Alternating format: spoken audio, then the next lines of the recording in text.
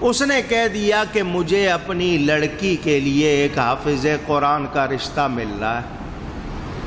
وہ لڑکا جو تھا مالدار فیملی کا، وہ قرآن کریم یاد کیا ہوا تھا، تو اب اس کے ہوتے ہوئے میں تمہیں رشتہ اس صورت میں دے سکتا ہوں کہ تم قرآن یاد کر لو،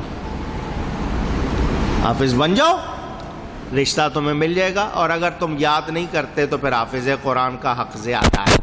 دیکھو چال کیسے چلی، کہا جی پھر ٹھیک ہے حفظ کر لیتے ہیں، حفظ کرنے سے انکار نہیں ہے، ٹائم لگے گا۔ اس نے کہا نہیں ٹائم نہیں دوں گا، وہی 3 دن بعد شادی ہوگی، 3 دن میں یاد کر سکتے ہو تو اونچی کر لو۔ اب 3 دن کی شرط رکھ دی ہے، اور بات ایسی کی ہے کہ سب کو سمجھ آ گئی، لیکن یہ کہ اس نے بات ایسی کی تھی کہ کوئی اس کے خلاف بول سکتا نہیں۔ لڑکے نے دیکھ لیا کہ یہ چال ہے، اصل مقصد ان کا لڑکی دوسروں کو دینا ہے۔ اس نے نہ ادھر دیکھا نہ ادھر، نہ کونسلر کے پاس گیا، نہ تھانے میں گیا، نہ اسمبلی کے ممبر کے پاس کہ میرا حق مجھے دلاؤ، نہ دھرنا نہ احتجاج، وہ سیدھا آ گیا اپنے پیر و مرشد کے پاس۔ حضرت قبلہ عالم حضرت میری مشکل حل کریں، فرمایا لڑکی تمہاری ہے تمہیں ملے گی، لڑکی تمہاری ہے تمہیں ملے گی۔ یہ اولیاء سیف زبان ہوتے ہیں، سیف زبان، جو ان کے منہ سے نکل جاتا ہے وہی نہیں نکل رہا منہ سے، ابھی نکلواتا ہوں، آپ لوگوں کو کہنے میں تکلف ہو رہا ہے۔ ابھی اللہ کا فرمان، کس کا؟ اللہ تعالیٰ کا فرمان۔ اللہ فرماتا ہے جو میرا بندہ میرا پیارا بن جاتا ہے اس کی زبان میں ہو جاتا ہوں، جو بندہ میرا پیارا بن جائے اس کی زبان میں بن جاتا ہوں، جس سے وہ کلام کرے اس کے ہاتھ میں بن جاتا ہوں، جس سے وہ پکڑے۔ زبان بندے کی ہوتی ہے، بولنے والا خدا ہوتا ہے، اس لیے ان کے منہ سے جو نکلتا ہے ویسا ہی ہو جاتا ہے۔ اب سمجھ آ گئی؟ اولیاء کی زبان سے جو نکلتا ہے ویسا ہی، ہاں اب آئی نا آواز آپ کی۔ بخاری شریف میں اللہ کا فرمان ہے، اللہ کا فرمان حدیث قدسی کہتے ہیں۔ فرمایا لڑکی تمہاری ہے تمہیں ملے گی۔ ان کا حضرت انہوں نے شرط رکھی ہے کہ 3 دن میں قرآن یاد کرو۔ فرمایا جاؤ وضو کرو سارے۔ وہ 40-50 جتنے بندے بیٹھے تھے، حضرت صاحب نے فرمایا جاؤ وضو کر کے آؤ تازہ۔ سب وضو کر کے آئے، فرض نماز کا وقت نہیں تھا، حضرت صاحب نے فرمایا صف بناؤ، صف بنا لی۔ آپ آگے کھڑے ہو گئے، وہ سارے پیچھے کھڑے ہو گئے۔ حضرت صاحب نے 2 رکعت نفل نماز پڑھائی، 2 رکعت نماز نفل پڑھائی۔ التحیات جس کو قادہ کہتے ہیں، بیٹھے، دائیں طرف ہاتھ پھیرا، دائیں طرف والے حافظ بن گئے، بائیں طرف ہاتھ پھیرا، وہ سارے حافظ بن گئے۔ اللہ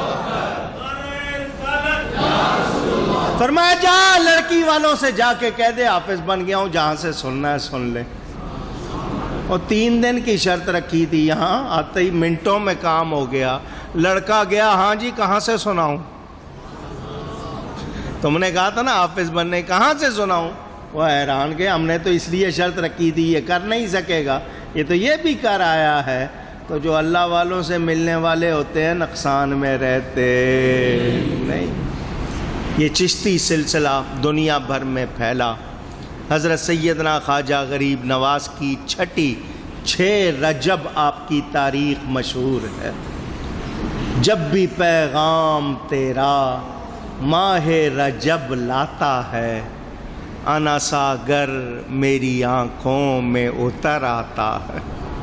حضرت والد صاحب قبلہ رحمۃ اللہ علیہ نے آخری سفر اپنی زندگی میں اجمیر شریف کا کیا۔ خواب میں خواجہ صاحب کی ان کو زیارت ہوئی تھی، کتاب میں لکھا ہوا ہے وہ خواب، سنایا بھی تھا انہوں نے کہ خواجہ صاحب قبلہ اپنی قبر سے نکلے اور والد صاحب کو لے کر اونچا اڑے۔ اتنا اونچا، وہ کہتے ہیں بہت ہی، یعنی اندازہ نہیں تھا کتنی اونچائی پہ لے گئے. تو ان کو پھر شوق ہوا، ویزا لگوایا تو عرس کے موقع پر وہاں تشریف بھی لے گئے تھے. اجمیر شریف آج بھی آپ کی انوار و برکات تجلیات کا مرکز ہے. اللہ ان پر کروڑوں رحمتیں فرمائے.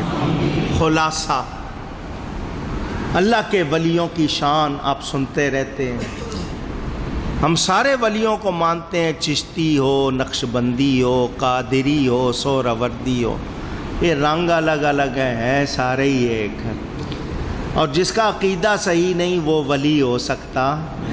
نقشبندی ہو یا قادری، چشتی ہو، سہروردی، سارے ایک ہیں. سارے کوئی نہ کہے کہ میں افضل ہوں تم افضل ہو. یہ جھگڑا نہیں ہونا چاہیے. کوئی کہے جی نقشبندی افضل ہے، قادری افضل ہے، یہ بحث کبھی نہیں کرنی. سب حضور کے پیارے ہیں، سب کو حضور کا نور مل رہا ہے.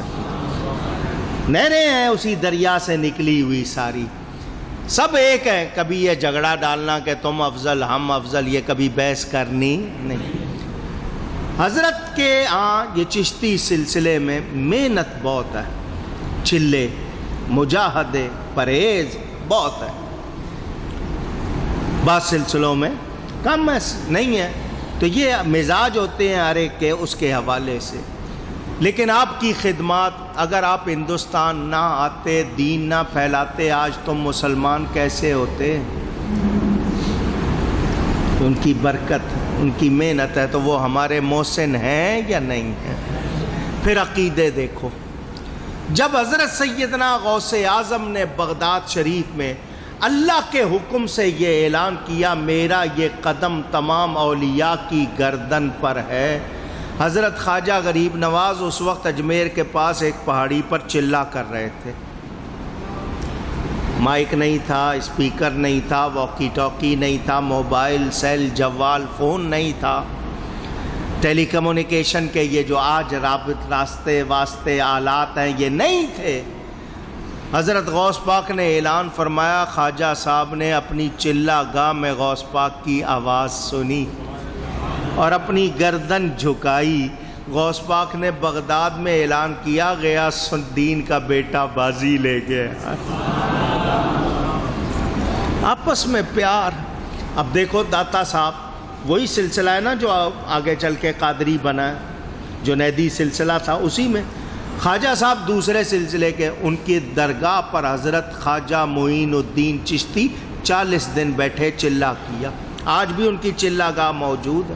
داتا صاحب کے قدموں میں بیٹھے اور جب اٹھے تو آپ نے یہ شعر پڑھا، گنج بخش فیض عالم، مظہر نور خدا، ناقصاں را پیر کامل، کاملاں را رہنما. اندازہ کریں آپس میں محبت ہے. یہ جو بعد میں کوئی لڑتے ہیں نہیں چشتی اور نقشبندی اور، یہ کوئی جھگڑے نہیں ہونے چاہیے. سب اللہ کے پیارے ہیں، رنگ ہیں. انہوں نے جو عقائد ہمیں دیے، ہم ہر نماز میں دعا کرتے ہیں صراط الذین انعمت علیہم، ان لوگوں کے راستے پر چلا جن پر تو نے انعام کیا. تو یہ انعام یافتہ لوگ جن کے راستے پر ہم چلنے کی دعا کرتے ہیں، ان کے عقیدے دیکھو، ان کے عقیدے دیکھو. یہ یا شیخ عبد القادر جیلانی شیئا للہ خواجہ صاحب پڑھتے تھے. آج کوئی اس کو کہے کہ جائز نہیں ہے تو ہم اس کو مانیں گے یا خواجہ صاحب کو مانیں گے؟ پوچھ رہا ہوں آپ. تو جو آج اس طرح کے فتوے لگا رہے ہیں ان کا ہم سے کوئی تعلق اونچی نہیں. ہم ان سے کہتے ہیں اپنے کام کرو، ہمیں چھیڑنے کی کوشش. تم اپنا کام کرو، تم اپنوں کا ساتھ مانگو، ہم اپنوں کا ساتھ مانگتے. قیامت کے دن ہم غوث پاک کے ساتھ، خواجہ صاحب کے ساتھ، قطب صاحب کے ساتھ، بابا صاحب کے ساتھ انشاءاللہ. تم جاؤ جس کے ساتھ جانا ہے، ٹھیک ہے نا. تو عقیدے صحیح رکھنے چاہیے اور ان بزرگوں کی یاد مناتے رہنا چاہیے. ان کا ذکر کرنے سے ہمیں زندگی ملتی ہے، ایمان میں تازگی آتی ہے، قوت ملتی ہے.